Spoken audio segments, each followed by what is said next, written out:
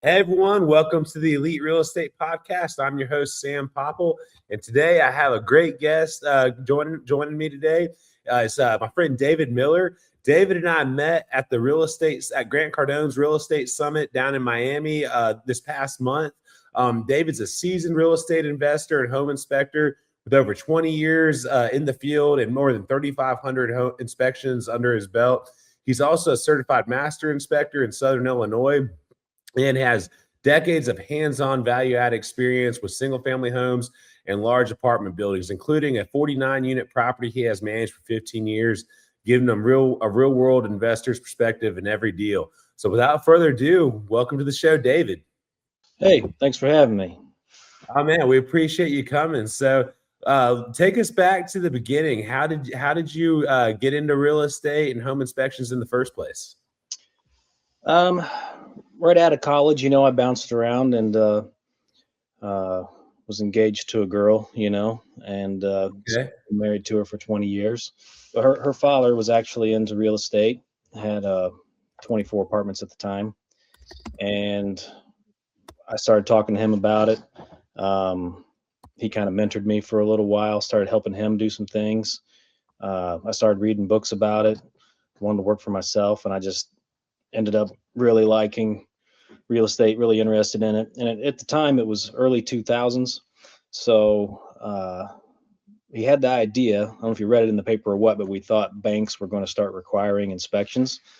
So he got his home inspection license. So I decided, I'd like to work for myself. So I started getting my home inspection license too. So that was the initial, idea of, hey, maybe I'll do this. Right. It wasn't, it was probably a few years later by the time I actually bought my first property. We got married, bought a single family house like most people do. Right. And then we wanted to do some rentals, and we were up around Chicagoland, and we're about 5 hours south there in Southern Illinois now. But my wife and I both went to SIU, and we wanted to start investing down here, buying properties. And we didn't like our jobs, we were, she would look online, she would find properties that she liked, she'd send them to me. So they already cleared her hurdles, she has specific tastes. So then I would run the numbers, and then we'd call an agent and schedule our weekends and go see 5 or 6 properties a few weekends in a row, and ended up buying a duplex, and there we are. We were in it, Nice. All right. So first was in the duplex, and then, 3,500 inspections is a huge number. So what are some of the biggest things you've learned from inspecting that many homes? You've only got one chance to educate yourself about the property before you buy it. Right. A lot of people unfortunately skip the inspection step, or maybe not put too much weight behind it. But you definitely don't want to skip it. Definitely not. Let's tear it down. Yeah, we find a lot of stuff, and it's a negotiation point. Like, why would you give up on a negotiation point? Unless the market's unless nobody's doing inspections, which almost happened for a second, until everybody realized it was kind of crazy, at one point back in time. But yeah, and some people don't want to they can't make sense out of paying the money for it though, right? But which is wild to me, because I actually am in the middle of doing a massive flip, and a lot of the flips I've done that have been smaller ones, I haven't always done an inspection when I know I'm going to go in and just gut everything. But right. because this house was so big and I wanted to make sure I was doing an accurate budget, I went ahead and did an inspection on it before I bought it, even knowing I was gutting most of it and redoing most of it. But there's an inspector I have locally here in the Pensacola, Florida area, who he has a special investor rate where he basically will do one that's more for the investors and not for the bank. So since it's like a little less paperwork involved, he can charge a little less, and he streamlines it a little bit. And he's only writing up major defects, so you don't need to know cosmetic stuff or. Exactly. Yeah. So, and that's been extremely beneficial. But yeah, I would think that if anybody buying a home, I 100% believe they should get an inspection, because it can you think you're starting day of a dream, and you might be purchasing a nightmare. Right. You know, and there's in Illinois where I'm at, you got to be licensed to do it. And there's standards you got to follow, but I've added more and more services through the years if people have needed it, like radon's kind of a thing around here. It's probably the newest thing I've added, but special tools like sewer scopes. Like since we've been doing sewer scopes, I don't feel good doing a home inspection without one now. Right. Some of the crazy stuff we find. I can imagine. And then you've been investing in real estate alongside the inspections for decades. What was your first investment deal like? I think you mentioned it was you guys bought a duplex. Yeah. So I guess the most interesting thing about that story is my wife lost her job, and about 2 weeks later, I lost my job. And so the day I lost my job, the closing was the very next day. So I came down and signed the paperwork. Now I had 2 mortgages, and neither one of us had an income. So back in those days, I was not quite as risk averse. Your risk tolerance changes, but Right. I didn't have a choice. I was already down the road, so I dressed nice for the closing, and then as soon as I left that closing, I went down the street looking for a job. But we decided to move downstate to get back in the area, and one side was empty, so we moved into one side of that, and I got a job as an inspector with the city. So I ended up doing that for about 3.5 years, and that I just started kind of getting my home inspection thing going at the time. So that paired nicely, and it really helped me as far as education and stuff. I was able to get a bunch of like ICC certifications and things while I was there. Oh, so that's really cool. Yeah. And then the other thing that really did for me was I was actually doing rental inspections through their rental inspection program. So I was going into 50 rental units every month, all over town. I already knew the town pretty well, but I kind of had an inside look at property. I knew where good areas were. And, I was getting to know all the landlords in town. So it was a really good spot to make myself comfortable and get, knowledge of the market. Yeah, no, definitely. And so when was that moment when and I'm guessing it's probably when you transitioned from doing the city to being your full time in your business, but that moment where you're like, okay, I'm gonna go ahead and go all in on this. Yeah. So the launch point, things take a while and then they happen all of a sudden sometimes. I remember I saw the 49 unit driving around, and it was neglected, and I remember I got like a 15-minute break. So I'm in my car, and it was a gravel parking lot, 3-story building, nice big shade trees on the side of the property. I was sitting there, and I was thinking, and I already committed and told my dad that I had a plan. I was going to buy 1 unit a month for the next 3 years or whatever. And anyway, I saw this property, and I was just like, wow, this thing needs some attention. And I prayed. I was like, God, could I get this thing or something like this where I could come in and really do something with it? And fast forward a few months, I got a tip at the city that somebody was selling a 20-unit building, and I approached my father-in-law because I didn't have any money. I wasn't the money guy, and I was like, hey, this looks like a fantastic deal. And he's like, yeah, I'll do it, And then whenever he bought that, she happened to know the lady a block down the road that owned the 49 unit. She said, I was looking to sell mine. He's like, well, maybe this guy will buy it. And then, so 30 days after he closed on the 20 unit, we closed on the 49, and he agreed with me. He's like, hey, do you want to quit your job and take care of these properties? So, yeah, that's awesome. Yeah.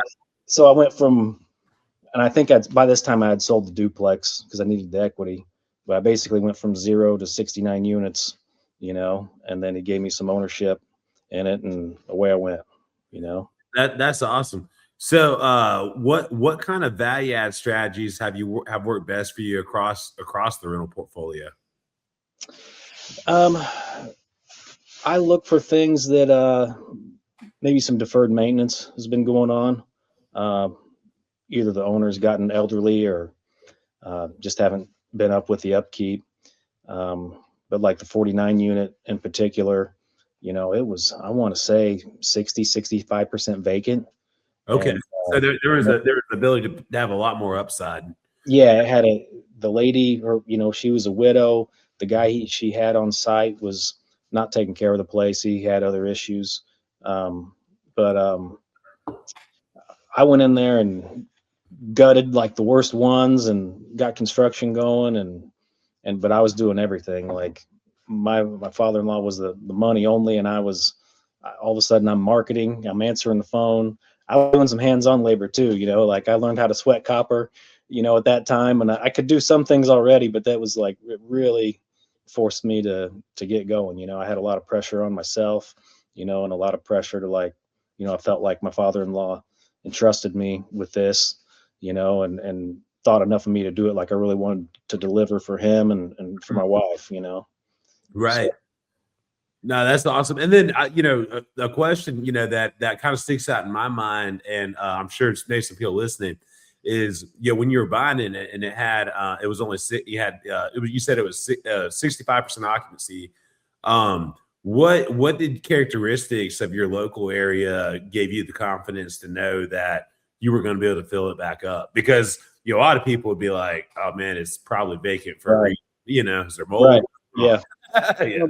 The location. I mean, it's close to the university and it's isolated. There's a few things right next to it, but a lot of the other property that I would be looking at, it would have a lot of structures adjacent to it. It might be a decent property, but you've got all of these little houses around it, or other buildings that are party houses, or a nuisance or whatever. And this place, it was surrounded by a wooded area, really.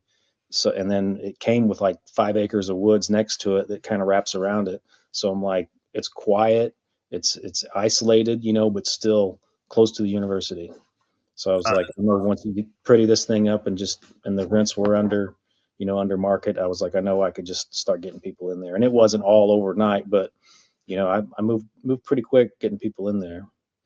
Yeah. About what's your occupancy today? I hover right around completely full all the time. Okay. Yeah. Yeah. How long did it take you to turn it around to like have it to be, kind of like where you got it in today's level?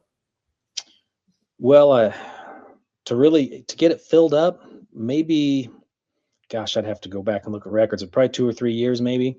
Yeah. I didn't know, but since you were doing a lot, by yourself, I didn't know if it was about like a 2-year process. Since maybe about, I'll say, excuse me, maybe 1.5 years, but about 2 years to be on the top side, I'd say. Okay. Yeah, I had some guys ripping like the 5 worst ones apart, and then I just triaged. I looked at all the vacant units. Some of them were storage or whatever, and the ones that were closest to being ready, I focused on those and just pumped them out. Yeah, I love it. Since you have both investor and inspector experience, how do you evaluate properties differently than someone who does only one of those roles? I'm looking at things.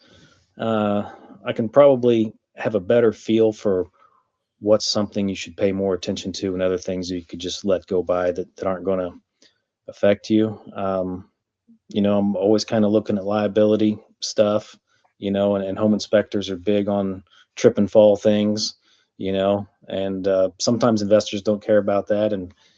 But it's a small thing to take care of usually, but those are the things that if you overlook them, especially in the home inspection business, it's a liability. You don't want people getting hurt at your property. Definitely. And when people are investing, they're not necessarily setting cash aside to make sure the place is safe, or think about capital improvements that might be coming down the road fairly soon. Mm-hmm. What are some red flags that you think a less experienced investor might miss when they're evaluating a rental properties? I'd say some simple stuff sometimes, like grading. Some people don't pay enough attention to the grading. Like, how is water going to affect that property? Besides Everybody thinks the roof on residential stuff for sure. Like that's Right. the question you get. How's the roof? If they don't know what to ask or if they're nervous whenever you see them. Yeah. So, Our insurance down here in Florida is so aggressive that like we basically know if the roof needs work, because the insurance company will tell you pretty quick if it's older than 10 years, they're probably going to make you get a new roof.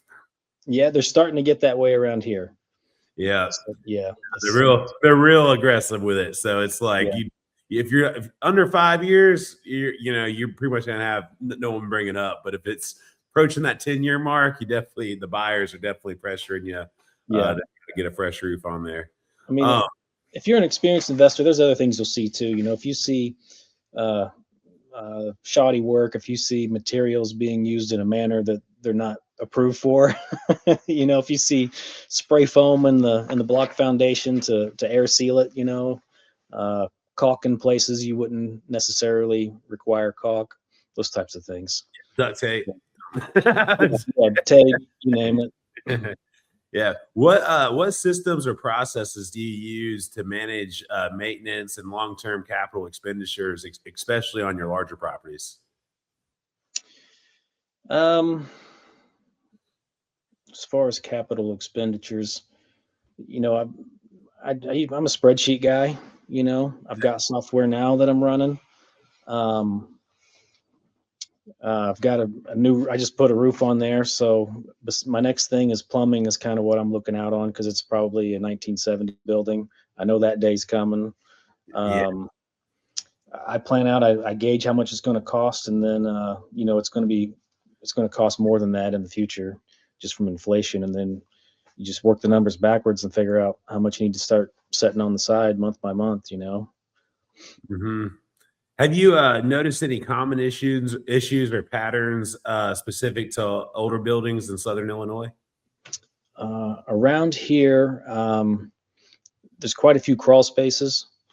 Newer homes will have slabs sometimes, but they really like the crawl spaces, and they usually don't grade around the house properly.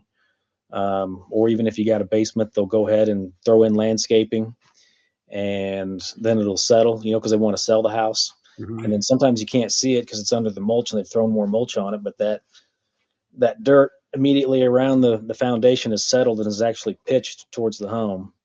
So I go in a lot of crawl spaces that need attention, mold, water intrusion, that type of thing, vapor barrier. And then this is an old coal mining community. A lot of coal mines around here used to be. It still is to some degree, but the houses that were crawl spaces, a lot of those, they'll come in and dig them out. So these coal miners, I guess they like to dig. I like to joke, they dig all day, then they'd come home and dig all night underneath the house and create a little basement under there. So you get this ledge where they won't go all the way out to the foundation wall, right? You got to stay in sideways. So they create this ledge, and sometimes they'll pour a concrete cap on that ledge. But there's always a spot where that wall is going to move and shift, and there's almost always a crack all the way around those basements when I go in them. Oh wow! No, that's kind of crazy. So where I originally grew up in Florida, everything was on foundation. But then whenever I moved over here to Pensacola, since there's a lot more historic homes, there's a lot of stuff that's built with a crawl space. So it's definitely different getting used to when I came over here. Let's see. How do you balance being proactive as a landlord versus reactive when it comes to repairs and upkeep?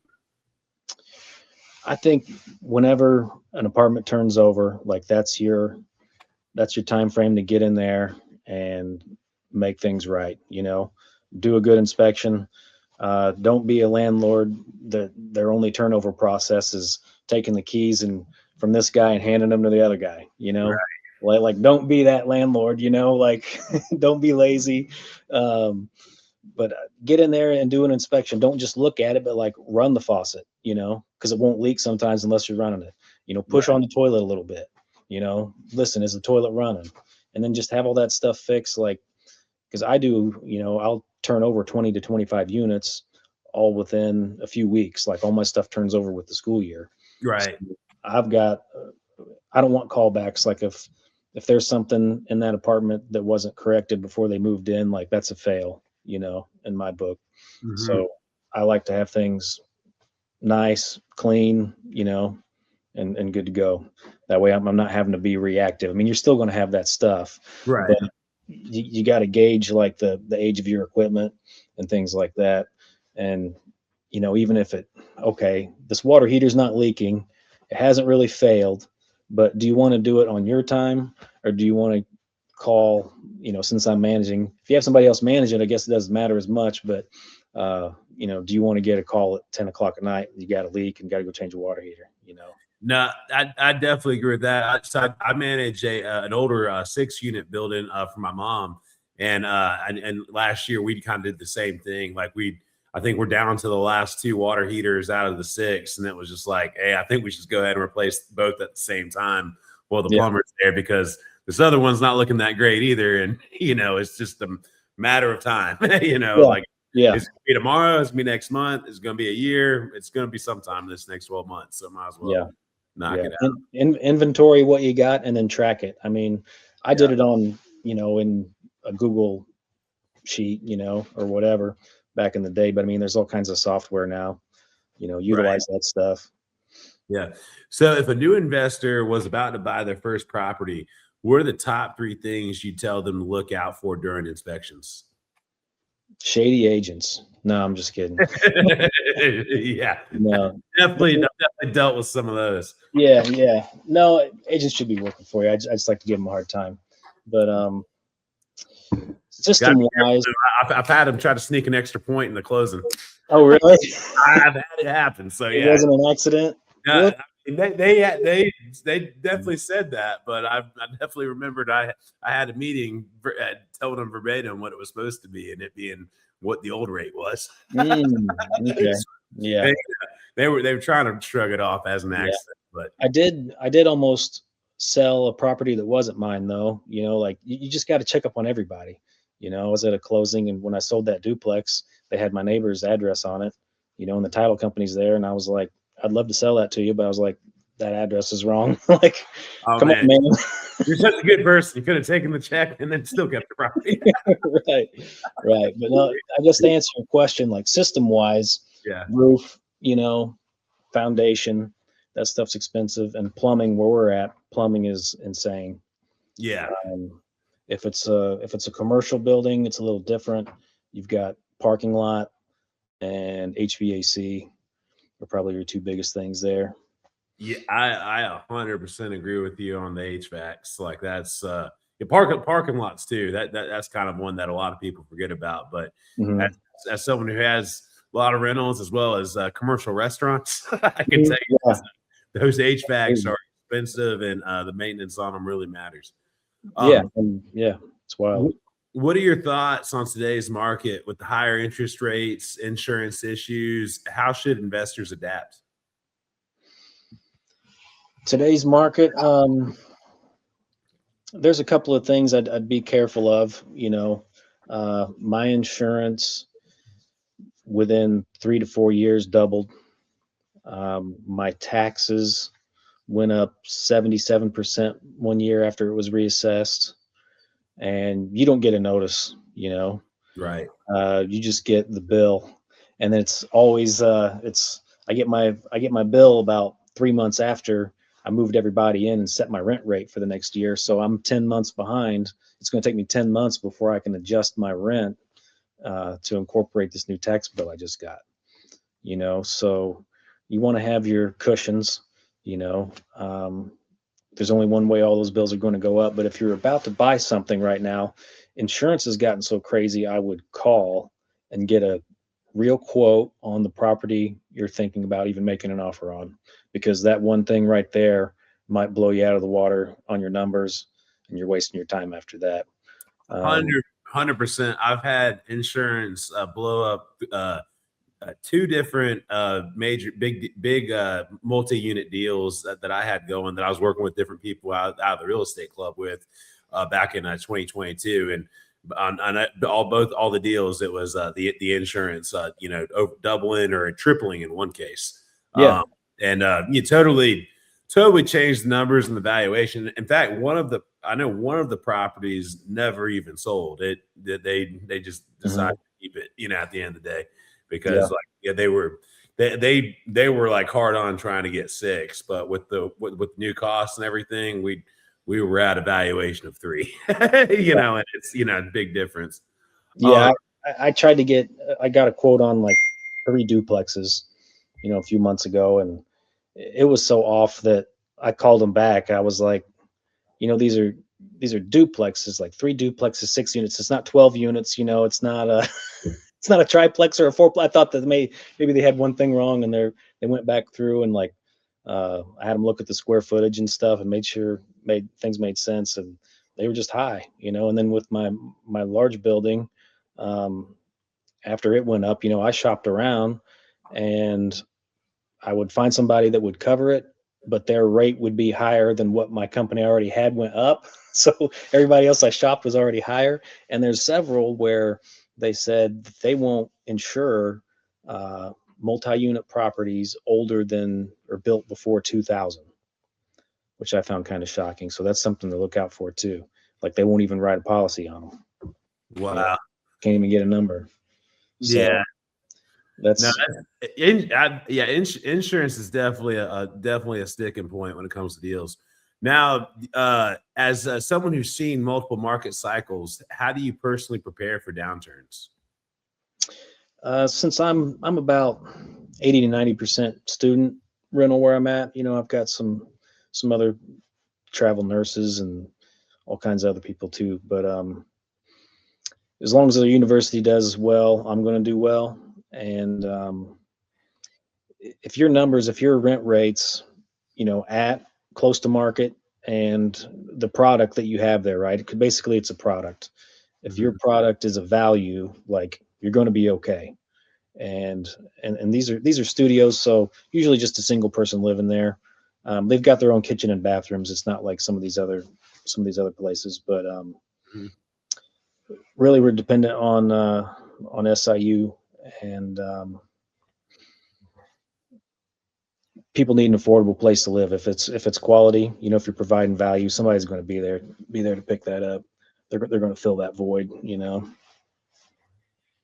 Yeah, no, definitely. Now, are there any mistakes that you've made over your career as an investor that wound up being great lessons for you? One or two that might come to mind. One or two. I'm sure there's a few things like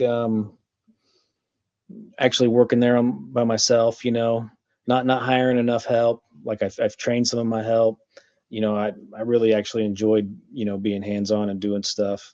But I'd say doing business with family, I would avoid that. I was warned of that right before I pulled the trigger on it, but we thought we'd be the exception, that it wouldn't affect our relationship at all, because we had a great relationship and everything, but it will, like in a way you can't see, or at some point, because it's a long-term thing, so yeah, try to keep family separate from business.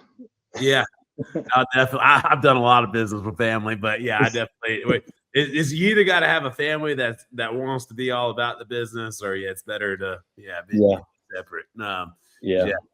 No, I agree with that. So what's next for you in 2026 and beyond? More units, more expansion, or something totally different? I've actually got a commercial deal that I've been working on for over a year. It's not going to close for a couple of months. So I'm really pumped for that to go through, and that's been an interesting adventure. What kind of commercial deal is it?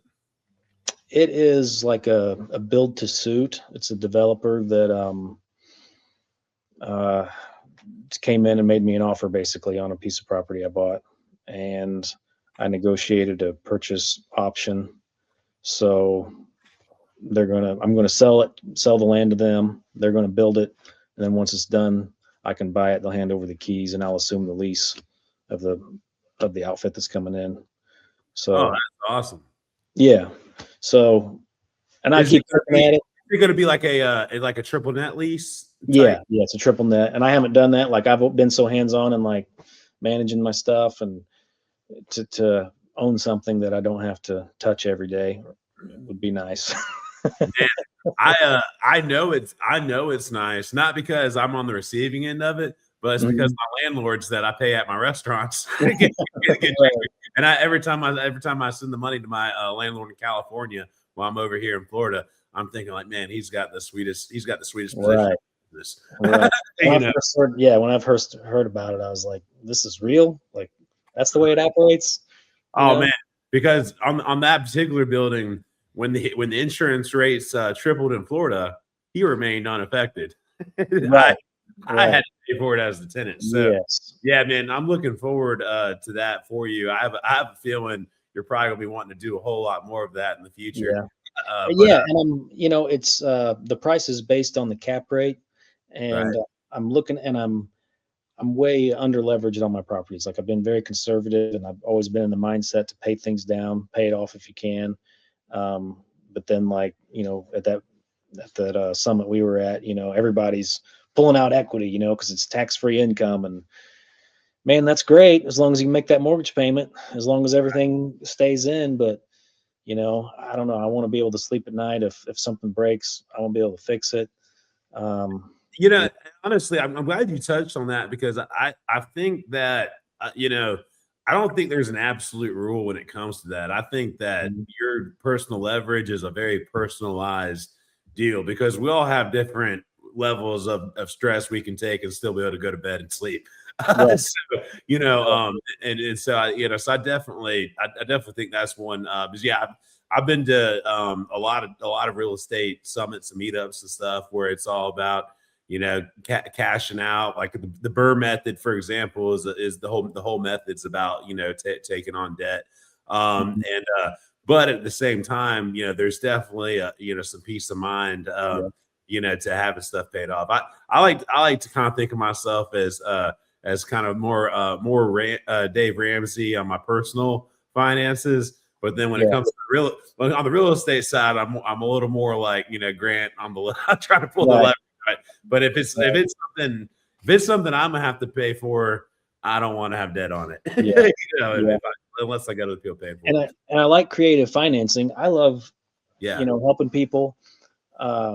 Whether it's real estate or like home inspection, like because people are walking into these places or getting ready to spend a ton of money, and like they need to know, so I love consulting with people and helping them out.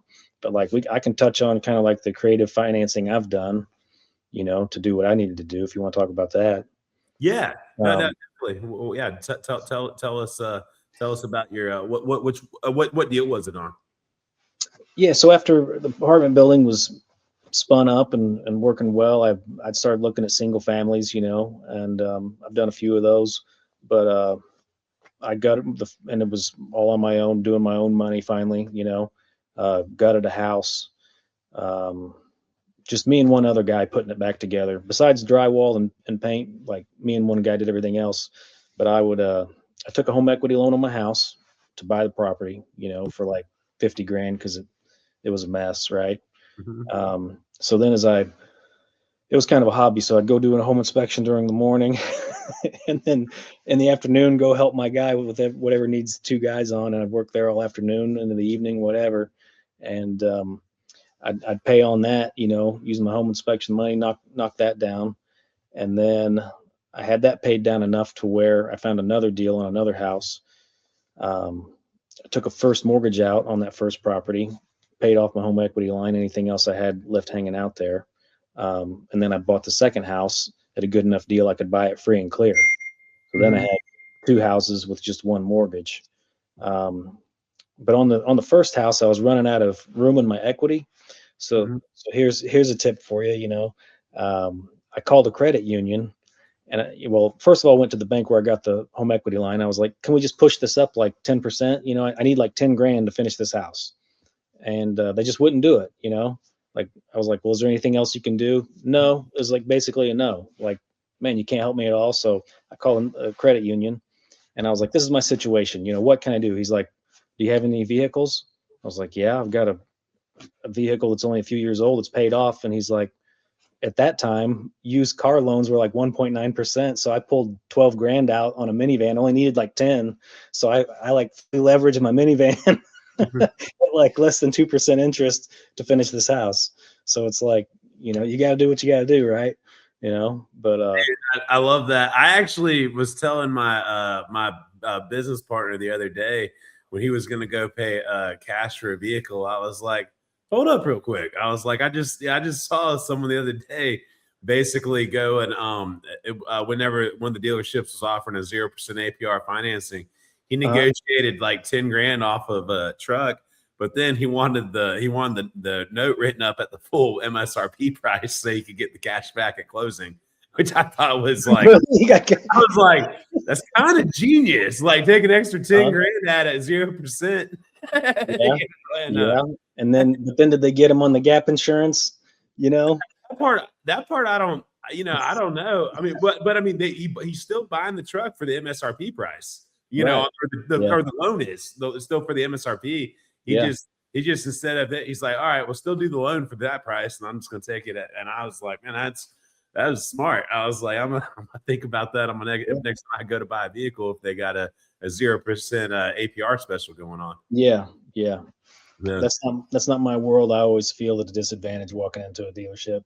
Oh, definitely. Yeah, no, for sure. And then honestly, my business partner and I were looking a lot recently because he was needing to trade out vehicles with his baby on the way, and we're looking at it, it's like it really it's hard to beat a lease right now. Like the amount you can lease a brand new F-150. I think I can't remember what package it was, but had leather in it, the full leather package and everything else, and it was like $200 something a month. I think it was 237 or 267, and I was like, man, it's better than buying one. You get the full write-off. And how much you got to put down? I know at the beginning of the lease you got to put 5 down or 8 down, or I want to say it was it was something like, I want to say it might have only been like $5 grand down or something like that. Yeah. But I just knew for a lease it was definitely a deal. But before we wrap up, I got a few rapid fire questions for you. So I got 3 questions I want to hit you with real quick. What's one book you think every real estate investor should read? I read all the John Kiyosaki stuff, all that's good. And that's what everybody probably answers because it's so popular. Yeah, but I read is definitely all those things. Yeah. The cash flow quadrant, I think that's really good because it talks about business too. What is it? A.D. Kessler. Now I forget it since you asked me now, but I'll put you on the spot. Fortune at Your Feet. Fortune at Your Feet. Yeah, Fortune at Your Feet by A.D. Kessler. That was pretty good. I'm gonna have to check that one out. Now, next one. What's the worst issue you've ever seen walking into a property? Nightmares. One of the worst nightmares is I was in a crawl space of a house that was so ate up by termites. It was an old house. Somebody was trying to buy it online. This is one of those where they never visited the property, and you can't see the way the floor was just sloping so much in the photos, but there's like an 8-inch beam underneath the house that was just the consistency of about potato chips. Like I could stick my finger through it. And there's termite tunnels from the crawl space floor in midair going up to these joists, and it was just ate to pieces. That was the most serious thing I think I've seen. That was shocking. Another one was actually on a commercial inspection, and this luckily that this is one where usually commercial inspections the buyer's not there, but this guy flew all the way in from California to look at this place, and it was great. We walked into this basement unit of a multi-unit building, and there was black water shooting out of some cracks between the block and the basement, and it was under enough pressure where it was shooting out 2 or 3 feet and then falling, and at first it's like, how is that even possible? So what it must have been was there was a sewer line going out of that wall, and it must have snapped not too far outside of that wall, and then it wasn't pitched properly, so that sewer water in the ground there was coming back in the foundation. They'd already taken the carpet out and stuff, so they'd had water issues before, but now it wasn't just water coming in, it was the bad water. Oh my God, that's so gross. Yeah. And then last one, what's one thing every landlord should know but often doesn't?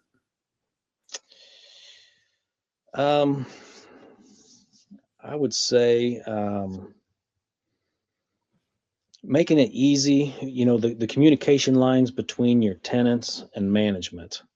What does that look like? Is it easy, and are they comfortable bringing up maintenance issues? I've had the only time I've really what's kept me from having so many problems in some areas is whenever tenants would come in, because nobody reads a lease anymore, or they didn't then either. I used to print the lease out. 15 years ago, I'd print the lease out, make them read it in front of me, and sign off every page and explain the rules and things. And that your problems is like really cut down. Now, I got other things to do and stuff, and I just do it digitally. But I tell them, because a lot of these kids in my situation, this is their first time out of the house. Yeah. So they're scared to even bring anything up. So I'll tell them, look, if your faucet drips, if you got a little thing, fill out a task, in the system, and we'll handle it. We'll be happy to. Like, please tell us. I said, it's in your lease, it says you're responsible for telling us about these things. And if you don't tell us about it, then it can become a bigger issue, and it's going to cost you money. It's your responsibility to tell us. So please let us know. We'll be happy to fix it, because they're afraid that they're going to be in trouble or something, And another way to combat that is, how much FaceTime are you there? Because they might not write a note or send you an email, but if you're there, they'll be like, oh, hey, I've been meaning to tell you. Right. They'll mention it because you're there. Or whenever you do your pest control, make it a point to go along with that guy.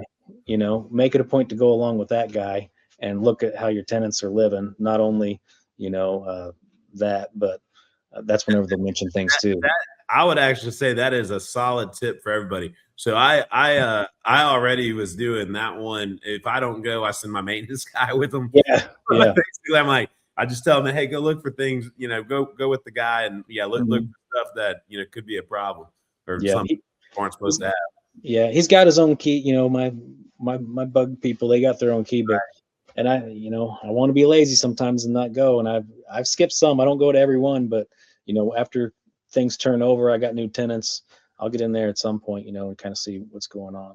Yeah, but no, and down. See, I don't know how it is in Illinois, but in Florida with our warmer weather, we got to have a minimum of quarterly service, at our multifamily one. And so, yeah, usually if I miss one, I'm for sure at the next one. But yeah, since we got to have quarterly bug services, yeah, we got a lot more bugs down here in Florida. It's required quarterly, huh? Well, we do it more of like just to stay extra on top of it because with the warmer weather throughout the year. We just have, I don't know if you've seen our palmetto bugs down here. They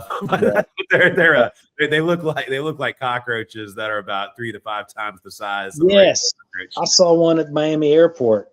Exactly. Yeah. So you can imagine that. Yeah. People don't want to see one inside their house. So we gotta stay on it a little more, but with that, we, like I said, we get a couple more times to check it out. Well, man, I've enjoyed talking. I think there's a lot of great information shared, for people that are, getting into it and wanting to know, kind of, how to look at properties, through the eye of a home inspector. Is there any social media handles or places people could be able to reach out to you if they want to get in touch with you, or learn anything else about what you do, or if they wanted to partner with you on some deals in Southern Illinois? Yeah. MillerHigh.com is my home inspection website. My last name, Miller, H-I, like home inspector. Phone number there. Westwood Apartments is my flagship. There's that phone number for that place. That'll get you to my voicemail. David@MillerHigh.com by email. I'm guilty. I'm going to be showing up on social media this year. I've got a multi-inspector firm. I'm going to start videoing my guys out in the field and start posting some crazy stuff we see. So that's one of my goals for the next 6 months is really get that fired up. So, oh man, we can't wait. We can't wait. Definitely send us the link when you start that YouTube channel. It's like, all right, you definitely could create one just for Inspector Nightmares. Right. Yeah. What we're doing, we'll have something there. We'll have some content. Awesome, man. But no, this was definitely fun. So before I wrap up, I got to do a couple shout outs. So if anybody is in the Panhandle of Florida area or in South Alabama, if this is the time of year that everyone needs to be thinking about eating a little healthier as we, turn the new year and start thinking about healthier lifestyles as we approach beach season. So come by Clean Eats. We're healthy cafes located in Mobile, Alabama, Pensacola, Florida, Shalimar, Florida, and Tallahassee. If anybody needs any building supplies in the Northwest Florida area, go to our website, theeliterealestatepodcast.com, and drop a message there at the bottom. My business partner, William, will reach out to you. He supplies building supplies all over the Panhandle and will definitely be able to get you the best rates. And then this is a super local plug, but if you have any lots or land deals in Escambia County, which is the greater Pensacola area, my partner and I are actively buying real estate here in this county, and we are actively building new single-family homes as well as multifamily. Currently finishing up a duplex along with two single families at the moment.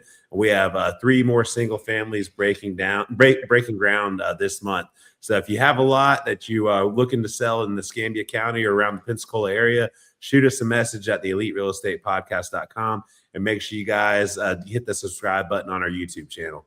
David, this has been great. I've enjoyed it, and I definitely excited to see what the next year happens. Especially once you get in that triple net leasing, we're gonna have to do another episode 6 months. Yeah, do a follow up. Sure. Love to talk to you again. Definitely. Let's stay in touch. If you ever coming into the Panhandle area, I have some Airbnbs down here, so just let me know. Yeah.